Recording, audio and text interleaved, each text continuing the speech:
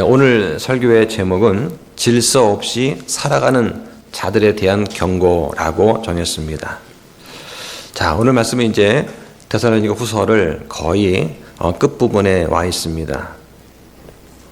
강의를 하다 보니까 성경에 있는 것을 있는 그대로 가르쳐야 되는 그런 책무를 갖고 있기 때문에 오늘 특별히 권면과 책망의 말씀을 전하려고 합니다.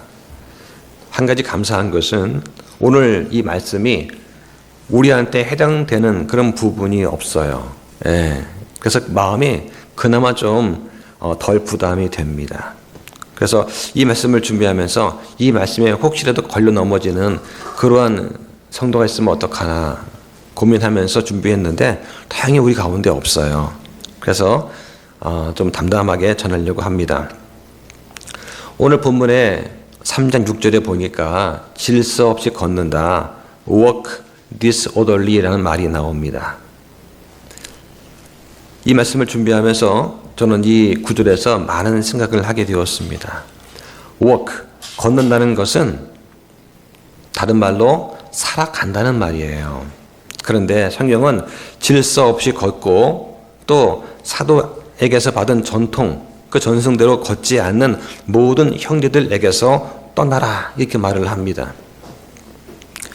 저는 왜 떠나야 할까 그런 생각을 해봤습니다. 차라리 이렇게 질서 없이 걷는 자들을 내쫓고 우리가 바르게 살면 되지 않을까 생각도 한번 해봅니다. 그런데 그러기에는 그들의 숫자가 너무나 많은 거예요.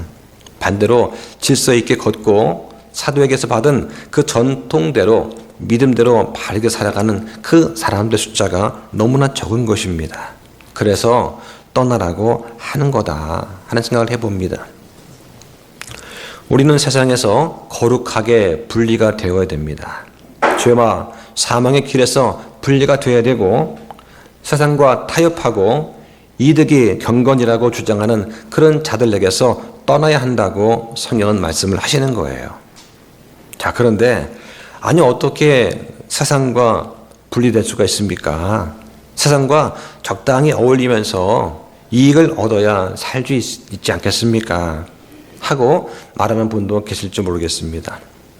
또 어떤 분들은 그렇게 적당히 어울렸더니 내가 돈도 벌고 명예도 얻고 삶도 윤택해지고 번창하는 거 아닌가.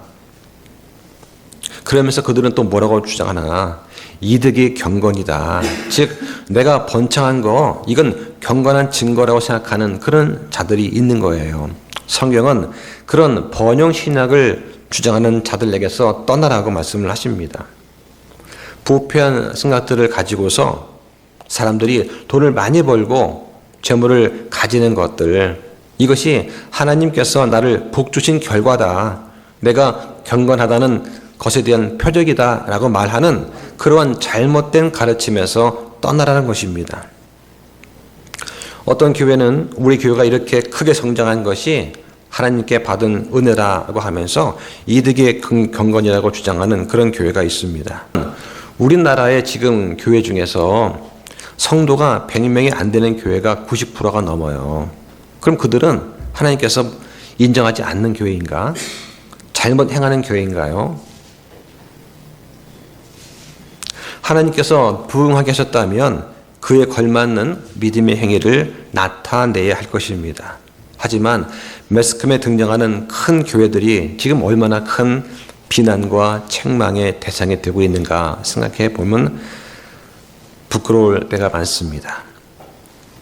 이것은 성경에서 말하는 것과 정반대로 행하는 것입니다.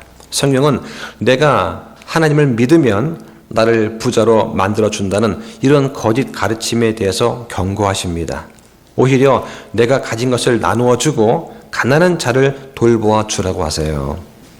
성경에 너의 겉옷을 빼앗는 자가 너의 덧옷도 가져가는 것을 금하지 말라. 누가복음 6장 29절의 말씀을 하십니다.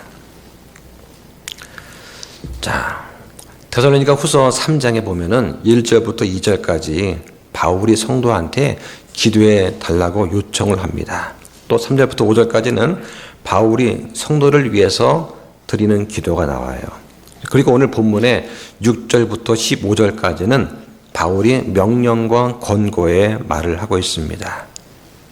앞부분에서 바울은 이 데살로니가 성도들이 순종해 온 것을 칭찬합니다. 그리고 앞으로도 계속해서 순종할 것을 확신한다, 이런 말을 하면서 바울은 질서 없이 걷는 자들에 대해서 어떻게 할 것인가를 지금 명령하고 권고하고 있습니다. 그러면서 그들 가운데 있는 잘못된 점을 고치라고 권면을 하는 거예요. 그리스도인들은 그리스도의 영이 있는 사람들입니다. 그리고 그런 사람들이 모인 것이 교회죠. 어떻게 보면 가장 이상적이고 훌륭한 사회가 교회일 것입니다. 하지만 어떻습니까? 우리 역시 육신을 입고 있기 때문에 어느 정도 잘못을 범할 때가 많이 있습니다. 또 고쳐야 할 부분도 많이 있어요. 이런 점을 우리는 생각해 보아야 됩니다.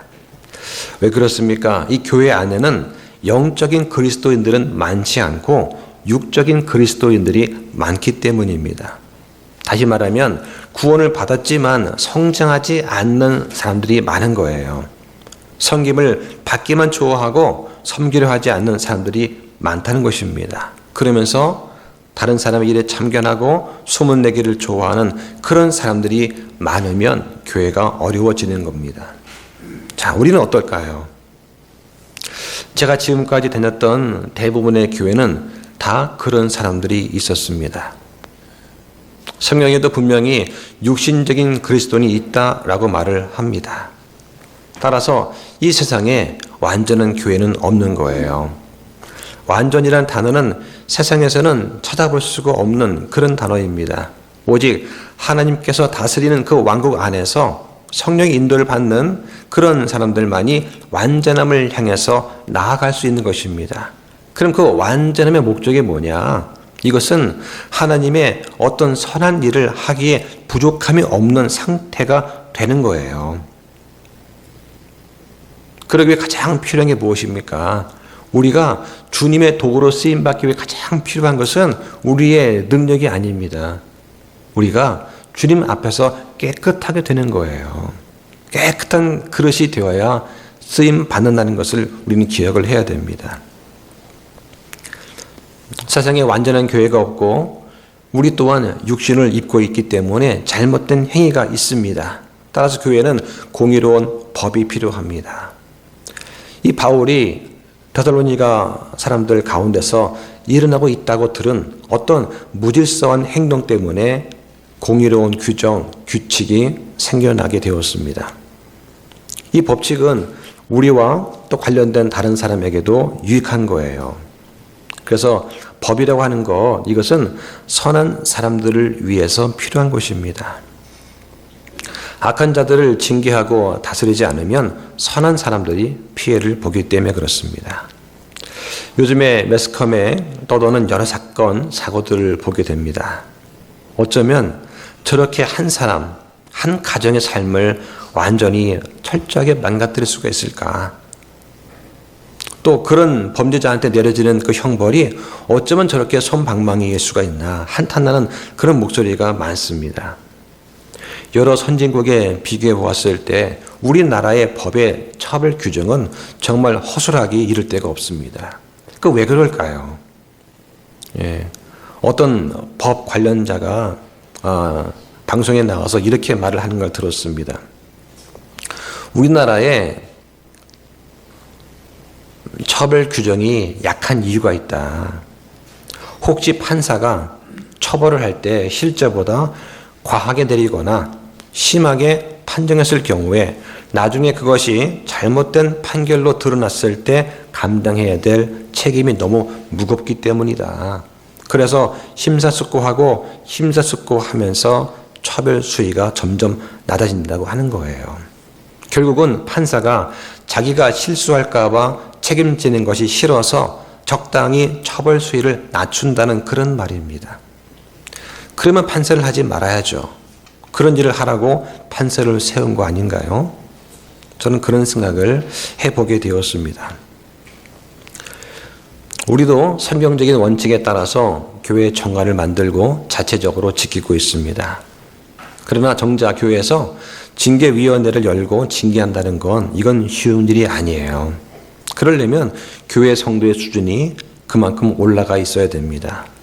나중에 그러한 판정에 대해서 존중하고 따라 주어야 됩니다.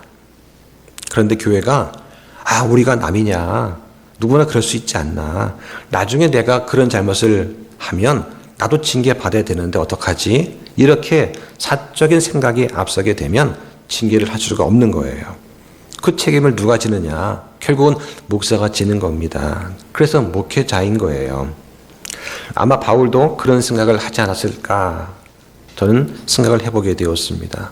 바울이 지금 이 데살로니가 사람들한테 어떤 징계를 하고 권면과 책망을 하면서 그런 어떤 내적인 갈등과 데살로니가 성도의 어떤 교회의 수준, 이런 것들을 생각하면서 어떻게 권면을 할까 무척 고민했을 거라고 생각이 돼요. 저도 그래서 이 바울의 심정을 가지고서 한번 본문을 묵상해 보았습니다. 자, 오늘 본문 3장 6절에 보니까 형제들아 이제 우리가 우리 주 예수 그리스도 이름으로 너에게 명령하노니 너희는 질서 없이 걸으며 우리에게서 받은 전통대로 걷지 아니하는 모든 형제에게서 떠나라, 이렇게 말씀을 합니다. 사도 바울은 지금 성령의 감동 가운데 주 예수 그리스도의 이름, 곧 주 예수 그리스도의 권위로 명령하고 있습니다. 그러면서 질서 없이 걸으며 우리에게서 받은 전통대로 걷지 않는 형제한테서 떠나라고 말씀을 하는 거예요. 우리 주 예수 그리스도 이름으로 명령한다. 이 말은 이 명령이 인간 바울의 권위로 하는 것이 아니다. 바로 주 예수 그리스도의 권위로 하고 있다는 것을 보여주고 있습니다. 명령한다는 말은 권면보다는 강한 뜻이죠. 권면도 당연히 순종해야 되지만 명령은 더욱더 순종해야 됩니다. 그러면서 바울은 이 데살로니가 교인들 가운데 있던 어떤 문제점을 지적을 합니다. 어떤 형제들이 무절제하게 행동을 했습니다. 여기 질서 없이라는 말은 빈둥거리면서 무질서하게 행동하는 것을 말합니다. 원래 이 단어는 군대 용어입니다. 어떤 대열을 이탈했다는 뜻이에요. 행군하다가 열을 맞추지 않고 대열을 이탈하거나 탈영을 하게 되면 큰 징계가 떨어집니다. 군법은 사회법보다 더 엄하죠.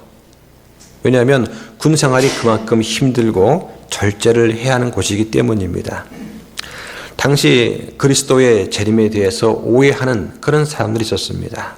임박한 종말을 지나치게 강조하다 보니까 어떤 사람들은 불성실하고 무의도식하는 그런 삶을 사는 그런 사람들이 있었습니다. 이걸 지금 바울이 염두에 두고 하는 말이에요. 이 사람들은 사도나 사도들의 그 말 또는 편지로 인한 그런 가르침, 전통을 따르지 않았습니다. 사도가 전한 그 내용은 교리적인 부분뿐만 아니라 윤리적인 내용도 포함을 하고 있습니다. 성령의 가르침을 따르지 않는 것, 이게 바로 무질서하게 행하는 것입니다. 그 같은 믿음을 고백하는 그 사람들이 같은 믿음을 가진 그 교회 안에 이렇게 무절제한 사람들이 있었다는 거예요.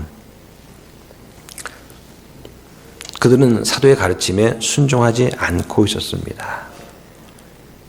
분명하게 사도의 가르침을 받았지만 그들은 귀하게 여기는 것처럼 위장하고 위선을 할 뿐이었습니다. 기억할 것은 복음을 받고 복음에 순종하기로 고백한 사람들에게는 이 복음에 따라서 살아가는 게 요구된다는 것을 기억을 해야 됩니다. 그렇게 하지 않으면 무질서한 사람으로 여겨질 것입니다. 구원받은 지 얼마 안 되는 분들은 말씀을 잘 모르잖아요. 다시 태어난 사람들은 말씀을 읽고 듣고 배워야 됩니다. 그리고 성장해야 됩니다. 그런데 이 성장하는 과정에서 잘못된 교리나 어떤 사람들의 말에 미혹이 되면 비뚤어지게 돼요. 그래서 바른 교리, 바르게 가르치는 그런 교회를 찾는 것이 참 중요합니다. 사도 바울은 이 데살로니가 교인들한테 이렇게 고의적으로 불순종하는 그런 사람들로부터 떠나라 하고 명령을 합니다. 떠나라는 말은 교제의 단절을 의미하는 거예요.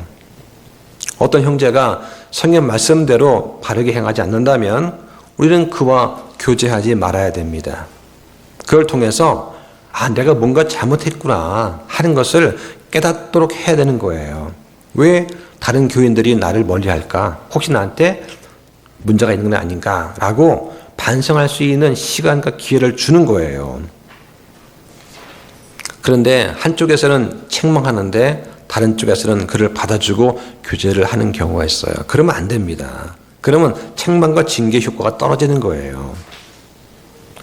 구약에 보면 에티오피아 여인과 결혼한 이 모세를 두고서 형 아론과 미리암이 대적하고 비방을 하는 그런 일이 나옵니다.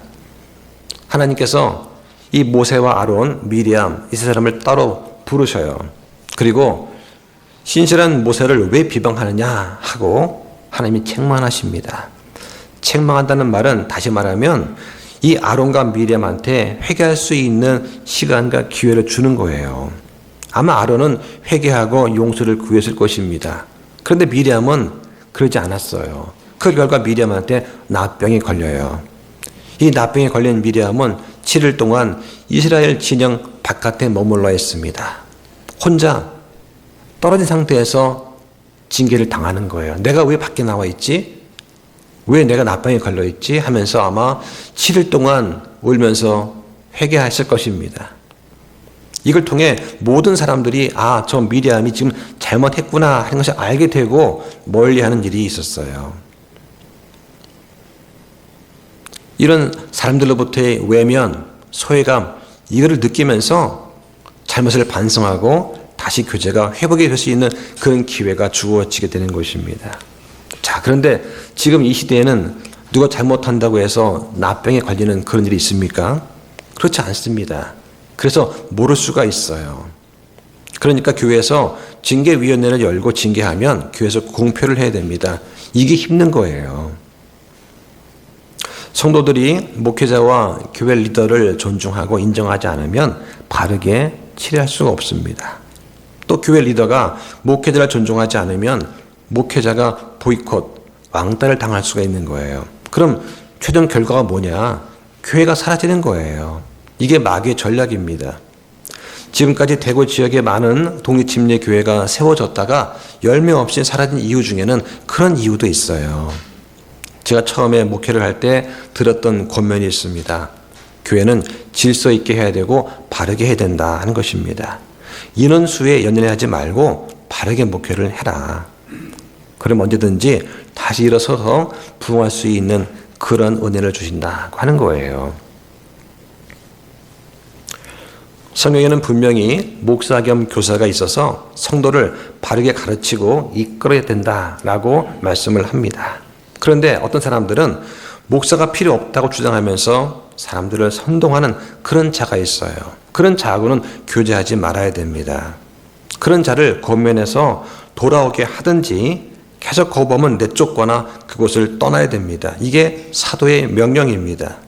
이건 우리가 지켜도 좋고 안 지켜도 좋은 그런 것이 아니고 반드시 지켜야 될 명령입니다. 성경과 교회 헌법의 규정대로 잘못을 행하는 자가 있으면 권면하고 책망하고 또 주의 만찬의 교제에서 그를 제외시켜야 됩니다. 그가 회개하지 않으면 그를 출애시켜야 합니다. 이게 교회의 권징 순서예요. 이 권징하는 것은 교회의 힘줄과 같습니다. 권징을 포기한 교회는 비록 교인 수가 아무리 많아도 재정이 넉넉해도 진리를 수호하고 전파하는 그 면에서는 무능한 교회가 되고 말 것입니다. 교회가 전체적으로 배교적일 때도 있습니다. 물론 교회가 전체적으로 배교하는 것은 쉬운 일은 아니죠. 왜냐하면 어떤 교회든 그 교회 안에는 참된 성도가 있기 때문에 교회는 쉽게 타락하지 않습니다. 참된 성도가 깨어있기만 하면 교회 타락을 막을 수가 있어요. 하지만 권징을 포기한 교회는 서서히 타락하게 됩니다. 16세기 종교개혁이 있기 전에 교회는 전체적으로 배교적이었습니다. 진리를 붙드는 사람들은 아주 소수였어요. 지금도 기독교계는 16세기 종교개혁 때와 비슷하게 상당히 배교적입니다. 영적으로 쇠락해져 있습니다. 세계적으로 큰 교단을 가지고 있는 교회들은 이단의 자유주의 신학을 허용하는 넓어진 그런 교회가 되었습니다. 동성애와 종교통합을 찬성하는 신실하지 못하고 권징이 없는 교회가 지금 되고 있는 거예요. 자, 오늘 본문 7절에 보니까 너희가 어떻게 우리를 따라야만 할지 너희 스스로 아느니라. 우리가 너희 가운데서 질서 없이 행동하지 아니하였고 라고 합니다. 이 두 문장 앞에는 원래가 접속사 4가 있어요. 예, 그러니까 왜냐하면 이라는 말이 들어가 있는 겁니다. 그러니까 6절에서 질서 없이 걷는 자들에게서 떠나라. 왜냐하면 이는 너희가 어떻게 우리를 마땅히 따라야 하는지를 너희 자신이 알기 때문이다. 그리고 우리 스스로 너희 가운데서 무질서하게 처신하지 않았기 때문이다 라고 바울이 말을 하는 거예요. 8절에 누구의 빵이든 거저 먹지 아니하였으며 너희 중 아무에게도 폐를 끼치지 아니하려고, 즉 신세를 지지 않으려고 수고와 해산의 고통 속에서 밤낮으로 일하였나니. 9절에 이것은 우리의 권한이 없어서가 아니라 우리 자신을 너희의 본으로 만들어 우리를 따르게 하려 함이었느니라 하고 말을 합니다. 지금 데살로니가 교회에 어떤 문제가 있느냐, 게으르지 말고 열심히 일해서 살아야 한다는 이 바울 사도의 가르침을 고의적으로 불순종하는 그런 자들이 있는 거예요. 바울은 책망과 권면을 하면서 자신을 예로 들고 있습니다. 바울은 다른 사람의 빵을 거저 먹지 않았어요. 거저 먹는다는 말은 값을 지불하지 않고 그냥 선물로서 받는 걸 말하는 것입니다. 바울은 오히려 밤낮으로 수고하면서 일했습니다. 요즘 말로 내 돈 내산하면서 빵을 먹은 거예요. 당시 빌립보 교인들은 바울이 데살로니가에 있을 때 바울을 후원하는 것을 부담으로 여기지 않았습니다. 당연히 이 데살로니가 교인들도 헌금하는 것을 특권으로 여길 것 같았지만 정작 그 가운데는 바울을 핑계 삼아서 일하지 않으려는 그런 게으른 병이들이 있었다는 거예요. 그 때문에 바울이 자기의 권리를 포기한 것입니다. 바울이 사례비를 받지 않고 자비를 이유는 이런 것 때문에 그런 거예요. 바울은 고린도에서도 같은 말을 했습니다. 고린도에는 자기 이익을 추구하는 거짓 교사가 있었습니다. 바울은 자신과 저런 거짓 교사가 어떻게 다른지를 보여주기 위해서 자비량으로 목회를 한 거예요. 당시 거짓 교사는 어땠느냐? 사례비를 받으면서 사례비를 받지 않는 바울을 향해서 당신은 성도를 사랑하지 않는다라고 비방을 한 거예요.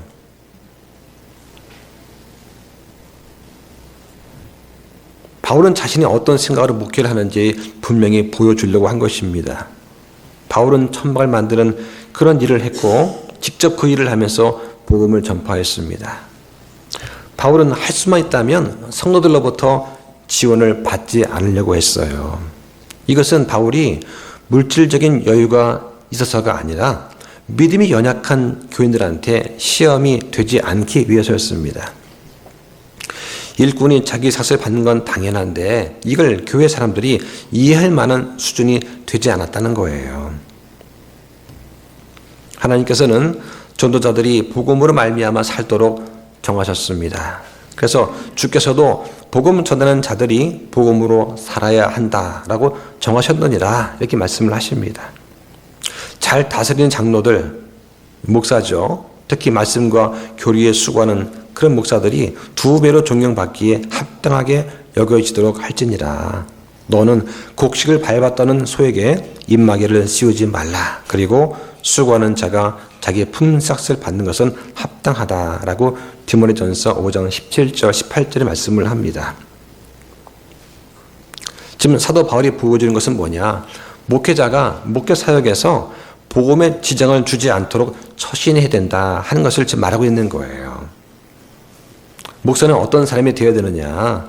예수 그리스도의 복음을 전하는 거, 이 진리를 전하는 이 성경 말씀이 너무나 귀하기 때문에 목사가 된 자라야만 한다는 것입니다. 자, 10절 보니까 우리가 너희와 함께 있었을 때에도 너희에게 이같이 명령하여 누구든지 일하려 하지 아니하거든 먹지도 말라고 하였노라. 자, 보통 바울은 권면하노니 이렇게 말을 하지 명령한다는 말은 잘 안 쓰는 그런 사도였어요. 근데 명령하지 않으면 안 될 상황이 있었던 거예요. 우리는 일하지 않고 먹으려 해서는 안 됩니다. 우리는 지금 모두가 다 열심히 일하는 분들입니다. 예, 우리는 거의 대부분의 자영업자 하시는 분들이잖아요. 내가 일하지 않으면 내가 벌 게 없는 그런 분들이에요. 예, 따라서 이 명령의 말씀에 아마 찔리는 분은 안 계실 줄 압니다. 무슨 일이든지 땀을 흘려서 열심히 하는 거, 이건 부끄러운 일이 아닙니다. 직업에는 귀천이 없어요. 우리는 게으르지 않고 무슨 일이든지 그 죄가 아닌 일을 열심히 해서 돈을 벌어서 가족을 부양해야 됩니다. 그런데 이 데살로니가 교회 안에는 자기 일을 하지 않으면서 남의 일 참견하기를 좋아하는 그런 사람들이 있었습니다. 본문 11절에 우리가 들으니 너희 가운데 질서 없이 걸으며 전혀 일하지 아니하고 참견하기만 좋아하는 어떤 자들이 있다는도다. 사도는 이거에 대해서 확실하게 전해 듣고 있었습니다. 그런 사람들에 관해서 어떻게 권면해야 될까, 어떻게 행동하도록 가르칠까 바울은 고민을 했을 것입니다. 그리고 어떻게 할지 지금 명령하고 고민을 하고 있습니다. 전혀 일하지 않는 사람들, 그렇다고 해서 술주정뱅이는 아닐 것입니다. 그들은 게을렀습니다. 그리고 무절제하게 행동을 했습니다. 우리 그리스도인들은 나는 다른 사람들한테 해를 끼치지 않는다 라고 말하는 것만으로는 충분하지 않습니다. 이거 당연한 거예요. 하나님은 우리가 처한 환경에서 선을 행하도록 요구하고 계십니다. 본문에 나오는 이 사람들은 어떤 사람들이냐? 주님께서 다시 오신다는 이 재림에 대해서 오해를 하고 있었습니다. 주님께서 이미 오셨나 보다. 이미 재림의 때가 지나갔나 보다. 여기가 아니고 다른 곳에 오셨나 보다. 이런 오해 때문에 그 사람들은 자기의 하던 일을 그만두고 게으르게 생활했습니다. 만약 재림의 날이 내일이라 할지라도 오늘 우리는 우리한테 맡겨진 일을 신실하게 해야 됩니다. 주님께서 재림하시는 그 순간에 주님께서 우리가 각자 맡은 일에 착하고 신실한 것을 보시게 해야 되는 거예요. 주님도 그걸 원하시기 때문에 언제 오시는지 그 날짜를 아버지 외에는 아무도 모른다고 하신 겁니다. 언제 오시는지 알면 사람들이 준비할 거 아니에요. 예수님께서 불시 방문하시는 거예요. 그때 오셨을 때 내가 어떤 일을 하고 있을까? 열심히 내 맡은 일을 하고 있을까? 아니면 해서는 안 된 일을 하고 있을까? 그걸 모르기 때문에 우리는 더 조심해야 되는 것이죠.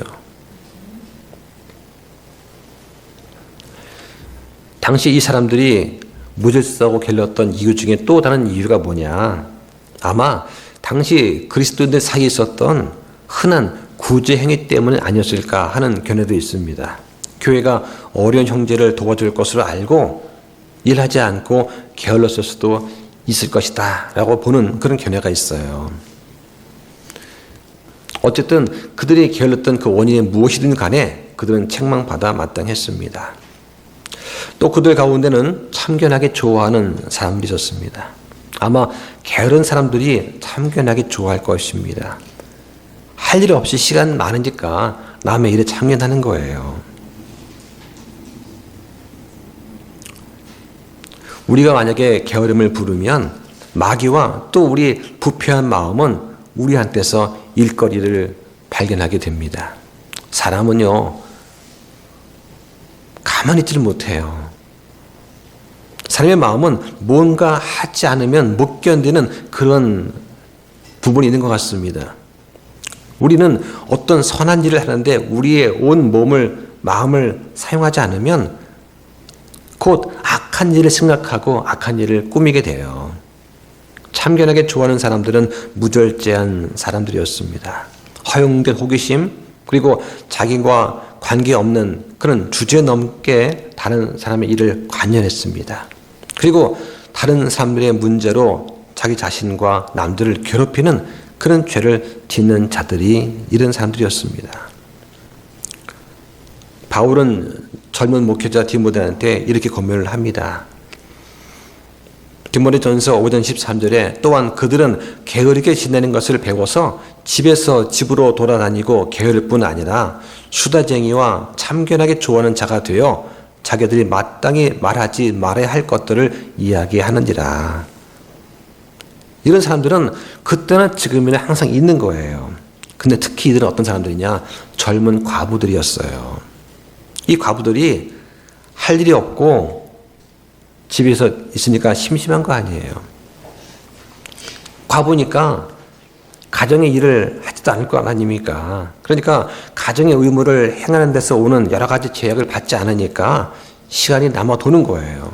애 키워보실 때 다 경험하시지 않습니까? 온 신경과 관심이 애한테 쏠리잖아요. 애 학교 가는 거, 집에 오는 거, 하고 공부도 도와줘야 되고, 먹을 거, 입을 거 수시로 준비해줘야 되고, 바쁘잖아요. 그런데 이 과부들은 집집마다 돌아다니면서 험담을 하고, 수다를 하고, 남의 일에 참견하고, 평가하고, 칭찬보다는 폄하하는 말을 했을 것입니다. 그래서 14절에 뭐라고 하냐? 젊은 여자가 결혼해서 자녀를 낳고 가정 꾸리며 비방할 기회를 대적에게 조금도 주지 않기를 바란다 라고 바울이 말을 하는 거예요. 그리스도인은 세상과 분리되어야 됩니다. 하지만 교회 내에서도 분리되어야 됩니다. 다시 말해서 이 그리스도인의 분리는 가능하면 화해하려고 노력하되 화해가 되지 않으면 악한 자들에서 떠나는 것이 불리한 거예요. 로마서 16장 17절에 형제들아 내가 간청하노니 너희가 배운 교리에 역행하여 분쟁을 일으키거나 실족하게 하는 자들을 주목하고 그들을 피하라고 합니다. 그런 자들은 예수 그리스도를 섬기지 않고 자기 배를 섬기며 좋은 말과 빼어난 말씀씨로 순진한 자들의 마음을 속인다라고 말을 하는 거예요. 이런 사람들이 교회에 한두 명이면 권면하고 책망하고 징계하고 그리고 용서하고 화평을 이루어야 됩니다. 그런데 그런 사람들이 한둘이 아니거나 대다수인 경우 혹은 그런 자가 교회 리더이거나 혹은 목사와 사모인 경우는 어떻게 해야 될까? 그럼 내가 떠나야 되는 거 아닌가요? 자, 오늘 본문 또 12절 보실까요? 이제 그런 자들에게 우리가 우리 주 예수 그리스도를 의지하여 명령하며 권면하노니 그들은 조용히 일하고 자기 빵을 먹을지니라. 그런 형제들아 너희는 잘 행하는 가운데 지치지 말라. 여기 13절에 잘 행하다가 지치지 말라, 낙심하지 말라. 우리한테 정말 위로를 주는 그런 말씀입니다. 갈라디아서 6장 9절에 우리가 잘 행하는 가운데 지치지 말지니 우리가 기진하지 아니하면 정하신 때에 거두리라. 성도의 삶은 항상 즐거움만 있는 것은 아닙니다. 특히 세상과 분리해서 살려면 힘이 듭니다.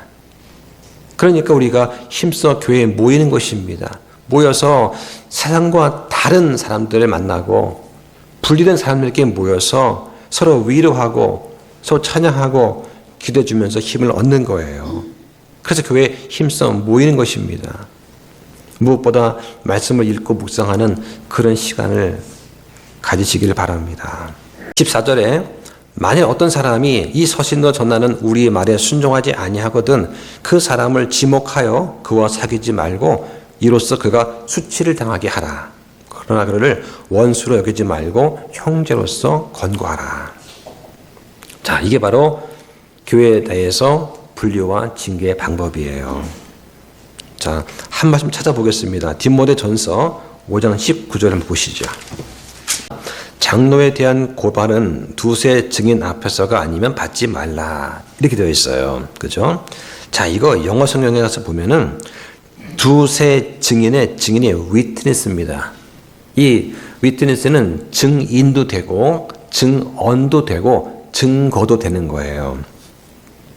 자, 그런데 교회 내에서 어떤 성도가 잘못했으면 그때는 두세 사람 데려가서 권면도 한 다음에 말을 듣지 않으면 교회에 알리고 하는 것이 있거든요.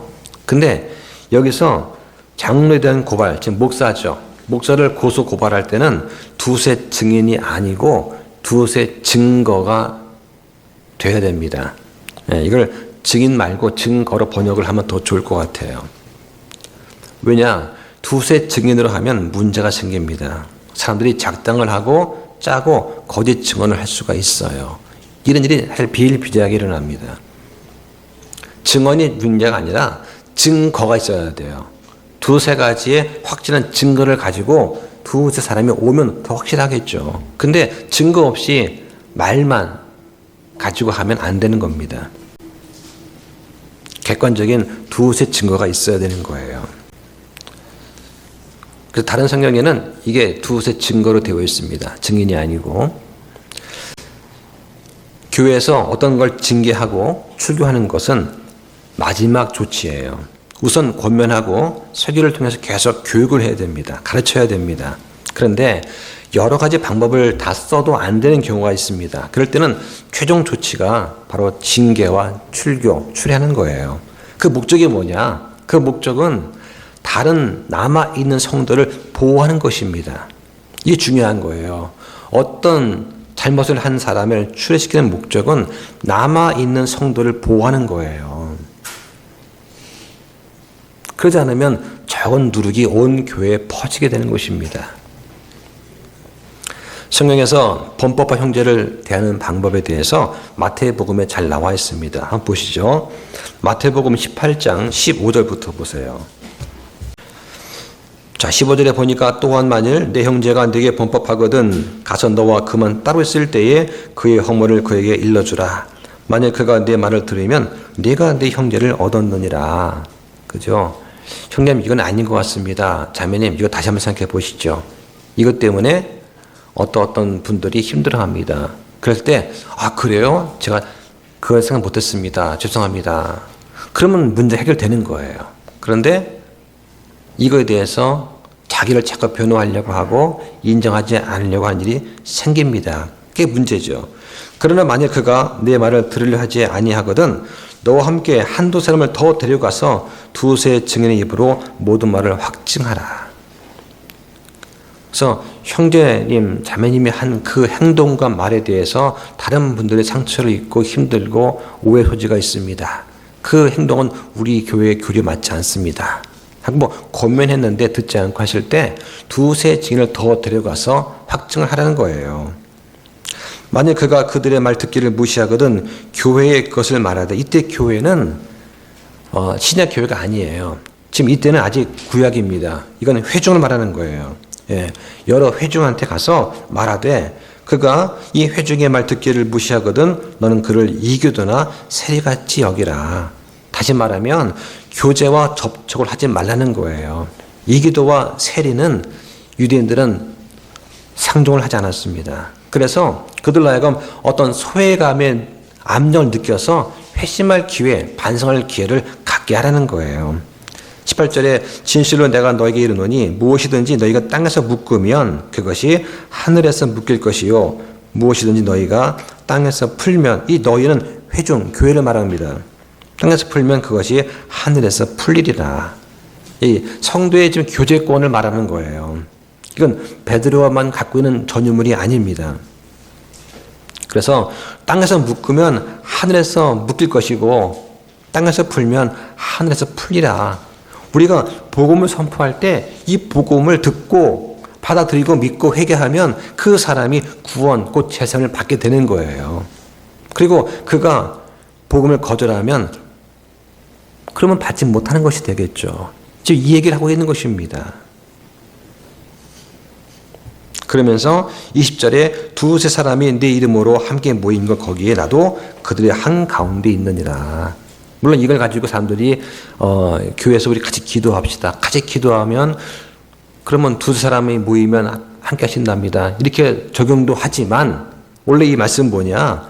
누구를 징계하고 권면할 때 두세 사람이 함께 모인 곳에 하나님도 함께 계신다는 거예요. 예. 즉 원래 그 문맥입니다.